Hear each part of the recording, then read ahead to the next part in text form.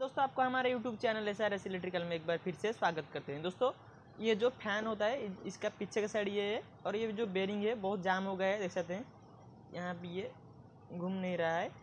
ये जो इसको कैसे निकालेंगे और आसान से कैसे निकालेंगे और इसको निकालने के लिए हमको क्या चाहिए, मतलब दोस्तों मैं दिखा देता हूँ एक बार। देखिए इस तरीके से दो है, ये छोटा वाला और ये बड़ा वाला। मतलब कि ये जो बेरिंग लगा होता है फैन में दो प्रकार के होते हैं। एक होता है मतलब कि उसका नंबर होता है 6202 मतलब कि ये, और 6201 मतलब कि और एक जो उसके आगे के साइड लगता है उसमें लगा होता है।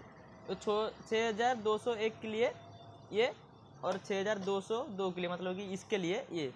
तो पहले हम इसको इस तरीके से लगा देते हैं। देखिए इस तरीके से कर यहाँ पे डाल देंगे और इस तरीके से एक पत्ती आता है इसमें, इसके अंदर इस तरीके से लगाकर हाथों से थोड़ा थोड़ा ठोक देते हैं। उसके बाद ये जो इसको हम पकड़ेंगे और इसको नीचे की साइड घुमाएंगे इस तरीके से।